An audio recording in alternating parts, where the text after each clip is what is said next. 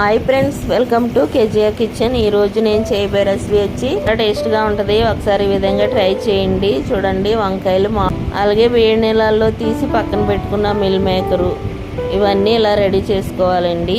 పెట్టుకుని సరిపడినంత ఆయిల్ వేసుకుని ఆయిల్ హీట్ అయిన తర్వాత మిల్ మేకర్ పక్కన పెట్టుకోవాలండి. ఆ వీడియో కట్ అయిపోయింది. అదే ఆయిల్ ఉల్లిపాయలు ఎర్రగా వేగిన తర్వాత కట్ చేసి ఇప్పుడు కొంచెం పావు టీ స్పూన్ పసుపు, 2 స్పూన్లు సాల్ట్ వేసుకోవాలి. ఇప్పుడు 2 టమాటాలు చిన్న ముక్కలుగా కట్ చేసుకుని టమాటాలు కారం మొత్తం కలిసే వరకు కలుపుకొని 2 గ్లాసులు వాటర్ వేసుకుని అలాగే కట్ చేసి పెట్టుకున్న మామిడికాయ ముక్కలు కూడా వేసుకోవాలి. వేయించుకున్న మిల్ మేకర్ కూడా మొత్తం అన్నీ కలిసే వరకు కలుపుకోవాలి.